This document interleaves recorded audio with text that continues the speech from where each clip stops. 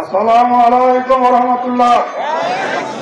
সম্মানিত উপস্থিতি, কেন্দ্রীয় কর্মসূচির অংশ হিসাবে বিগত জুলাইয়ের 1 তারিখ থেকে আজ পর্যন্ত বিভিন্ন কর্মসূচি, আজকের গণমিছিল, আজকের এই গণমিছিল বাংলাদেশ জামাত ইসলামী ধামরাট উপজেলা শাখার উদ্যোগে আজকের এই কর্মসূচি আমাদেরকে এই মহান রব্বুল আলামিন সুষ্ঠু ও সুন্দরভাবে করবার যে তৌফিক দিয়েছেন, সেই কারণে মহান রব্বুল আলামিনের দরবারে প্রশংসা জ্ঞাপন করি।